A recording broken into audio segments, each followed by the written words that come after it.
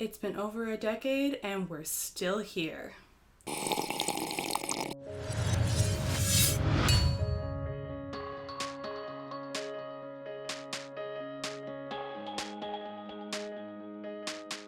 Hey guys, Dani here and welcome to my little corner of the internet.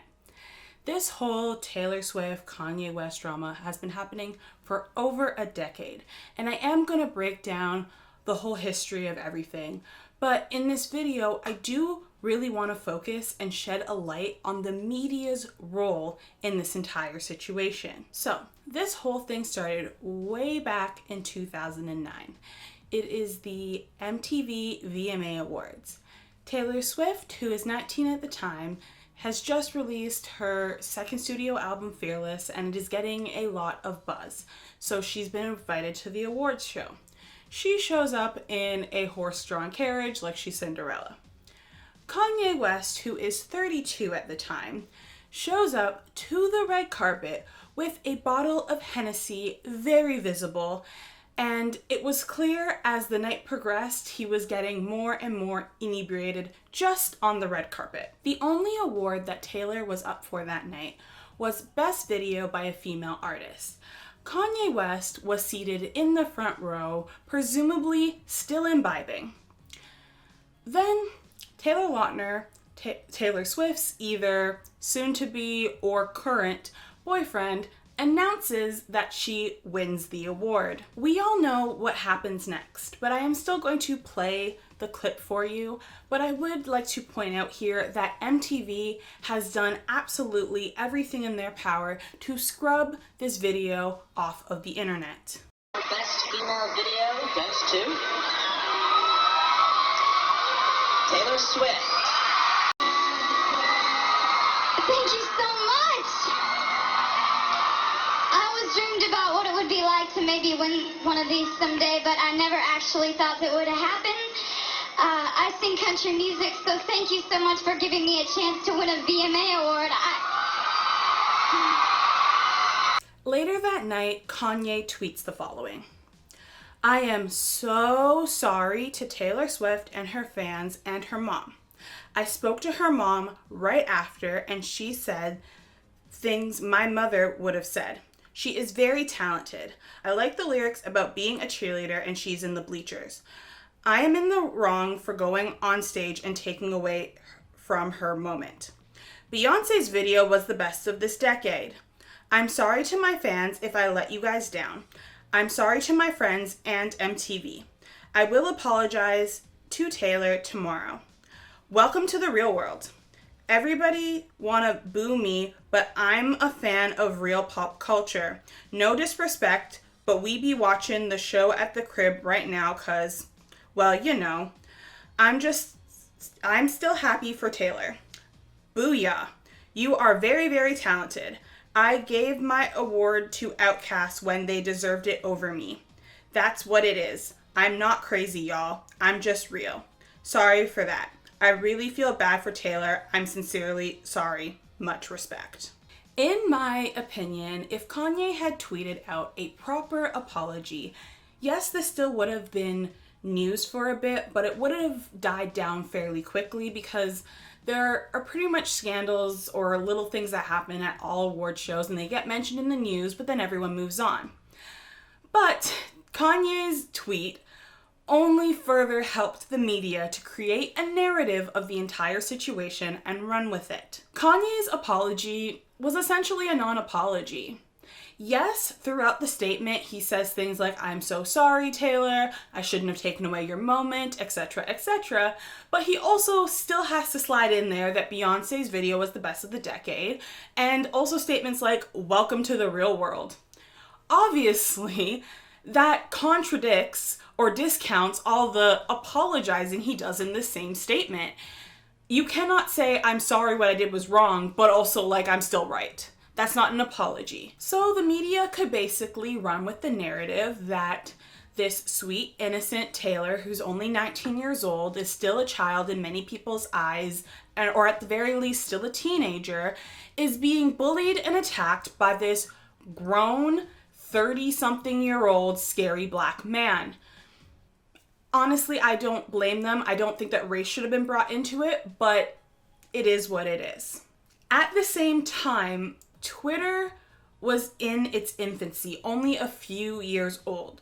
So, like I had mentioned previously, there have been scandals and things that have happened at other award shows or big performances, but they usually die down because there was never a situation where people could keep talking about it and keep going back and forth with this conversation. What used to happen was that it would happen, the media would report on it, and then something else bigger or more important would come along and take its place.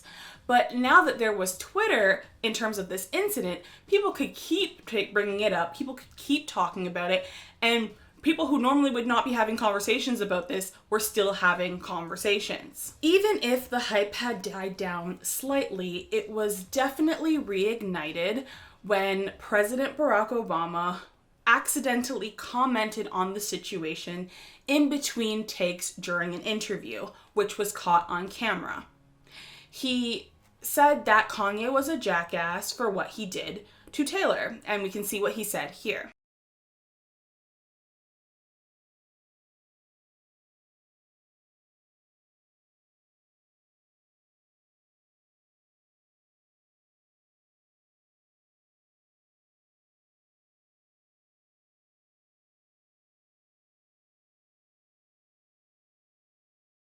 This prompted a variety of celebrities to voice their opinion on the situation, and a majority were in favor of Taylor's side, I guess, if you want to call it sides, but they were basically saying that what Kanye did was not okay. Which is perfectly fine because there should be an etiquette to award shows. If someone is winning an award, the last thing anybody wants is for someone else to come and steal their moment and embarrass them in front of their peers and essentially the whole world. So I could very well see why celebrities were always taking Taylor's side in it, because when you really look at the situation, no matter what you feel about Taylor's video versus Beyonce's video, what Kanye did to express his opinion was wrong. You can feel that Beyonce's video was better, I don't care. He could have tweeted it out afterwards. He could have tweeted it out right then and there if he wanted to. But the fact that while Taylor was in the middle of accepting her award, making her speech, thanking the people that she wanted to thank, Kanye West felt entitled enough that he could walk on the stage, interrupt her, and express his opinion to the entire world is wrong. He should have waited till later, could have said something to Beyonce after, could have tweeted about it, could have done a whole host of other things. So no matter how you slice the situation, Kanye West's actions were not okay. This kept being a circulating topic for the next year or so.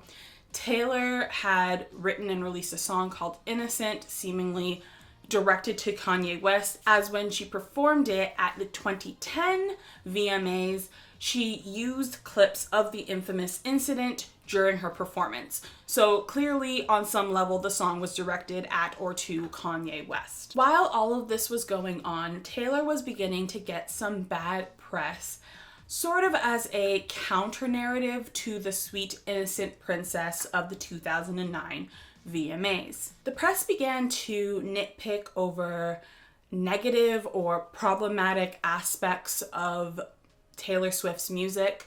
They claimed that she was sex negative in her song 15, and that she promoted girl-on-girl sexism in You Belong With Me. This created speculation that sweet, innocent Cinderella princess that you saw at the 2009 MTV VMAs was a facade or a persona that Taylor Swift put on, but in reality she had a much darker side, and that she was really just like a bad person but hiding as a sweet, innocent person. This kind of theory of the dark side of Taylor, or that she's calculating and manipulative, then extended into her personal life. Every male that Taylor Swift was seen with, hung out with, had any interaction with, she was apparently now dating. And seeing as she was a teenage girl to young adult with an audience of mostly teenage girls to young adults, it is not really surprising that a lot of her music was about relationships. And to be quite frank, 90% of like the pop and country scene is about relationships and love and all of that stuff. But when it came to Taylor, they used the fact that she was writing songs like this to continue to spin their narrative that she was like this Black Widow type, that there's a darker side to her, that she's manipulating everyone. They claimed that Taylor was using men as fodder for her music. They effectively branded her a slut, but instead of calling her a slut, they would use words like boy crazy to convey the same message. I would really like to highlight this point right here because this is one of the best examples of how the media twists things to suit their message and the narrative that they want to portray. Like I just said, about, 90 might be too much, but at least, at the bare minimum, 50% of pop and especially country music is all about love and relationships. Even rap and hip hop, as much as that's not the main focus, you do get a lot of talking about love and relationships, and I'm going out with this girl, I'm doing this with this girl, blah, blah, blah, blah, blah. That is what music is. So why is it that all of a sudden, when Taylor Swift is doing exactly what everyone else is doing, it's a problem when she does it? To give you a comparison, you can take people like Shawn Mendes and Ed Sheeran. A lot of their catalog is about love. Ed Sheeran is known for making love songs. Most of his chart-topping hits are the songs that become like the wedding song of the year. And yet, you don't see an onslaught of media about who he's dating. I know he's married now, but like before he got married, who is he dating? You didn't see that every single time that he was with a female in any capacity that, oh my God, they're dating, blah, blah, blah, blah. Like, none of that happened. Same thing with Shawn Mendes. So if you want to say that there's a difference of males and females in the music industry, then we can use the examples of Rihanna and Halsey. I could find articles about both of these people and their history of relationships. And obviously Rihanna has had very public relationships with people like Chris Brown and with Drake. So it's not too surprising to see that there's articles about this. But in the articles that I can find about her, it's generally very just matter of fact, like these are the people that she has dated, end of story. The same can be shown in the articles with Halsey. For her, according to these articles, she has dated a few more people than Rihanna has. But again, the articles are very much just like matter of fact, here is the timeline of people that she's dated, the end. And yet, the narrative with Taylor Swift is vastly different. And to further emphasize this point, the reason why I chose Rihanna and Halsey is because I literally Googled female musicians with a lot of boyfriends, and those were the two people that came up. And even so, the articles are nowhere close to what is being done to Taylor Swift. So I'm gonna read to you a couple of excerpts from the articles that I could find about all of the boyfriends that Taylor Swift has had, just to kind of prove my point for a second. So in this particular article, it tries to give you every person that she's ever dated ever. And I picked out 3 people that kind of emphasize the way that they place this narrative. So the first person here they claim is Corey Monteith, the guy from Glee. And they said, though the two never officially confirmed that they were dating, they were photographed together on many occasions. The next one, Adam Young. They never officially dated. Things never escalated past some emails and one face-to-face meeting. Cord Overstreet. They reportedly went on one date. But there are pictures from the event, so naturally he makes the list. So, according to the media, Taylor Swift cannot have male friends. She cannot be seen with anyone of the opposite gender because if she is, they're automatically dating. And apparently emails sending a couple of emails and meeting a person one time in person couldn't possibly be for a business reason, for a different kind of opportunity. Nothing, no, they're automatically her boyfriend. At least when it comes to Taylor Swift, that's just how it is. And this is in stark contrast to pretty much every other musician out there.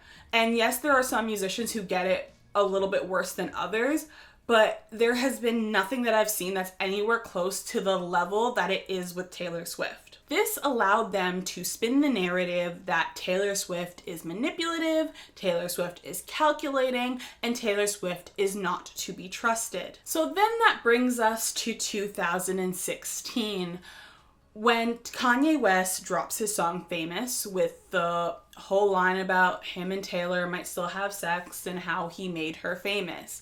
Now, I'm not going to play that clip of the song because I want this video to stay up in some way, shape, or form. But we all know what the lines are.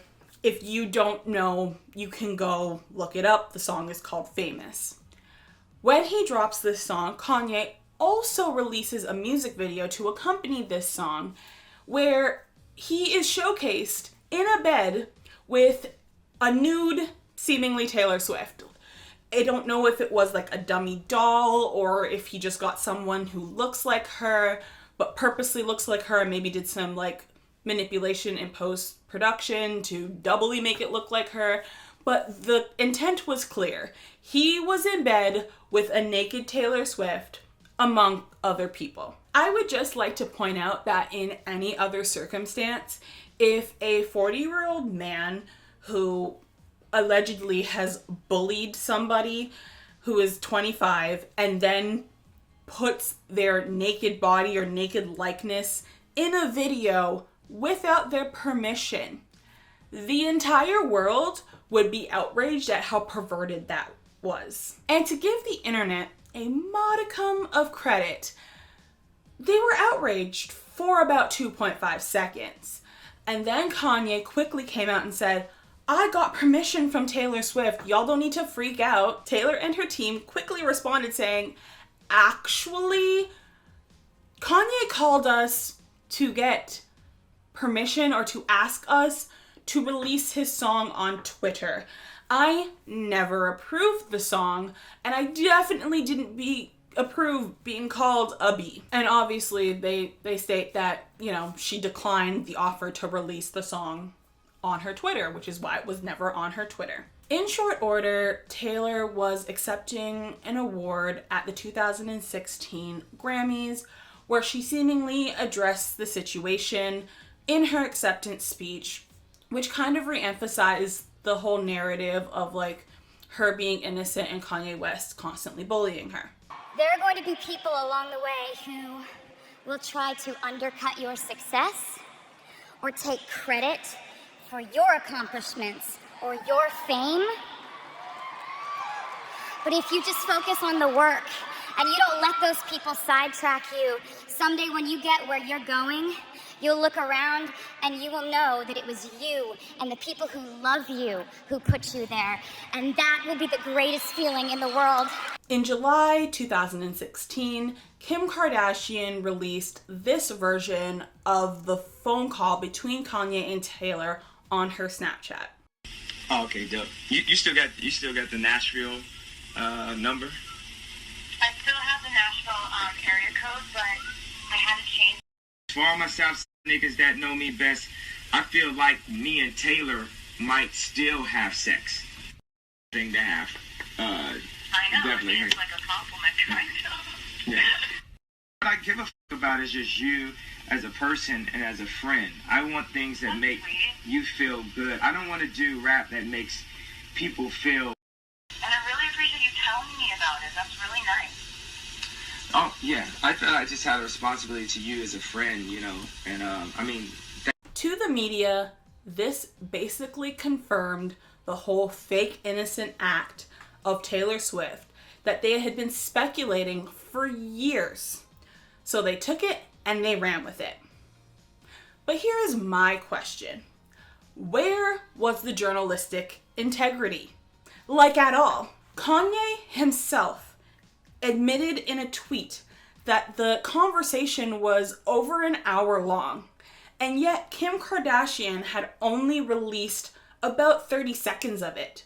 So why did no journalistic or major journalistic outlet be like, well, maybe before we make judgments, we should hear the whole story. We should hear this whole audio recording, because clearly if she recorded the conversation wasn't 30 seconds long.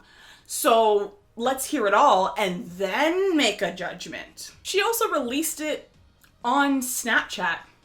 Where were the journalists asking, why Snapchat? She could have released it on Instagram, she could have released it on Twitter, where it would more easily be able to be replayed and looked at and dissected for any deceptive editing or anything nefarious going on. But obviously with Snapchat, the clips are only so long, which makes it way easier to hide cuts and editing. But nobody was asking those questions.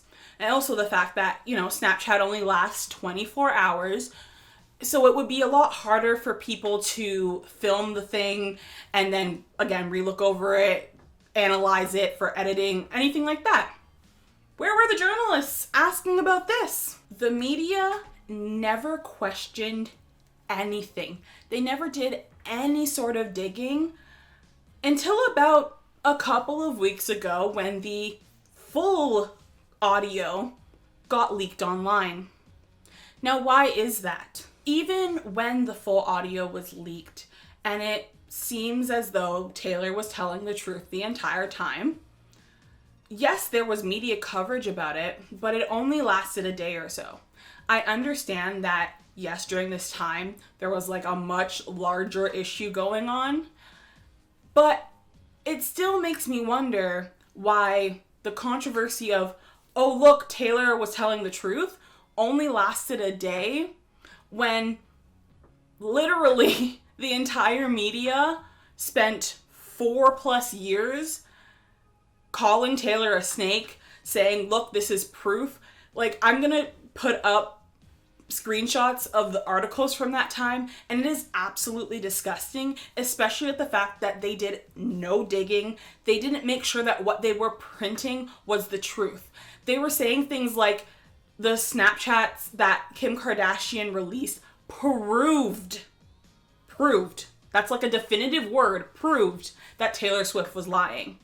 And yet they never took the time to make sure that what they're saying was true.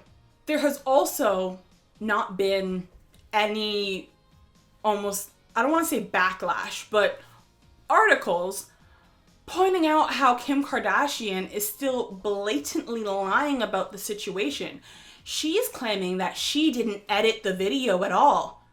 But selectively, I'm going to give credit where credit is due.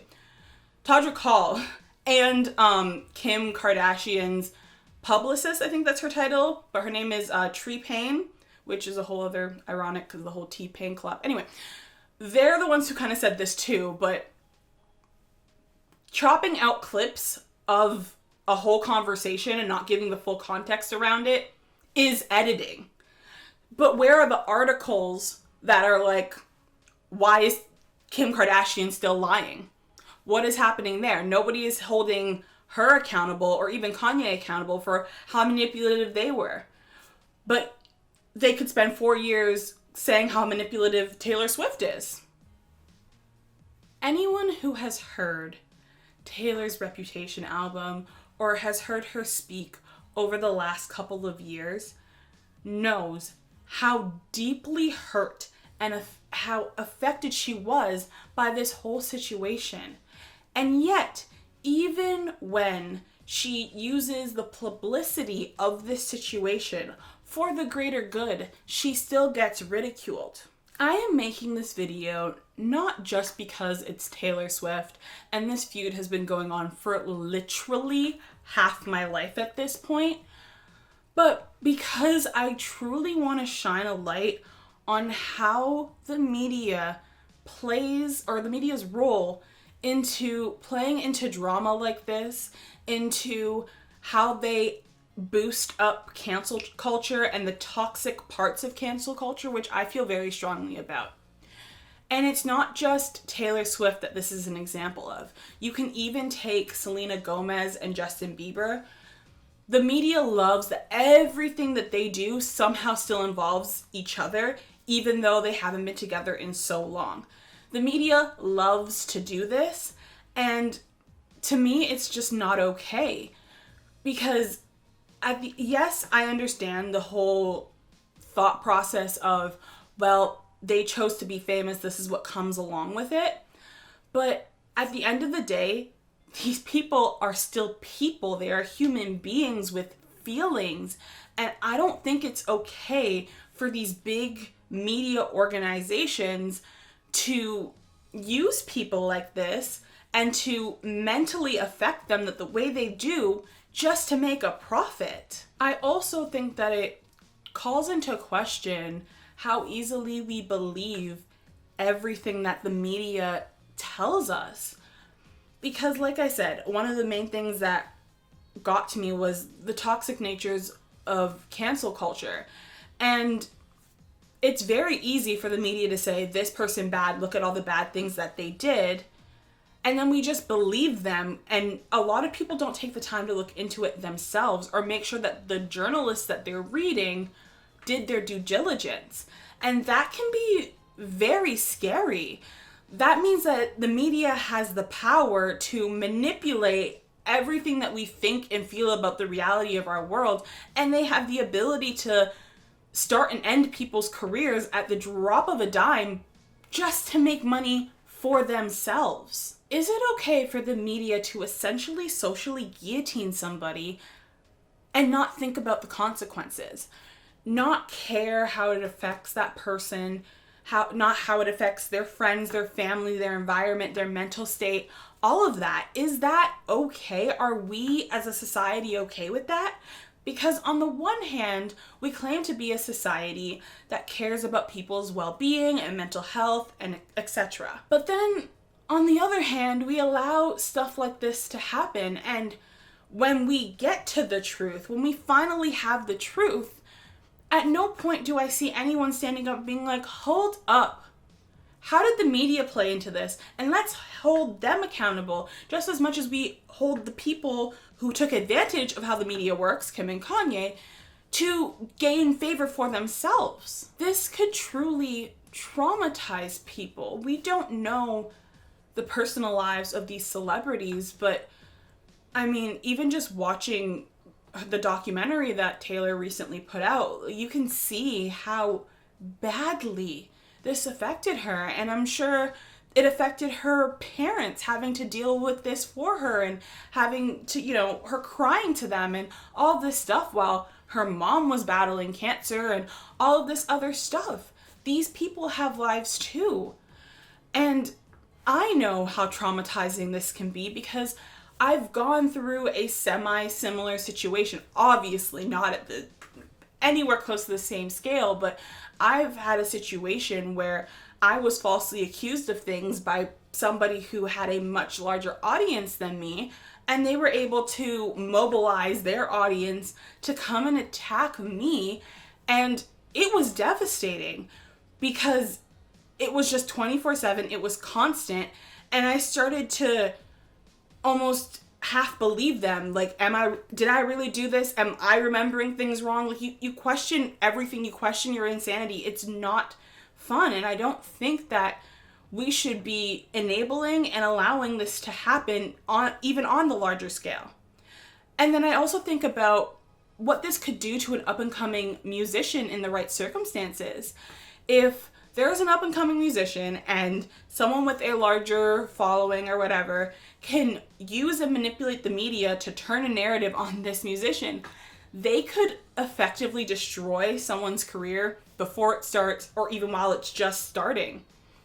Obviously, this is not what happened to Taylor because she was already so massive and the drama spanned literally over a decade, so she still was able to keep gaining an audience during the lull times, but that still doesn't make anything about this situation okay. Well, those are all of my thoughts on it.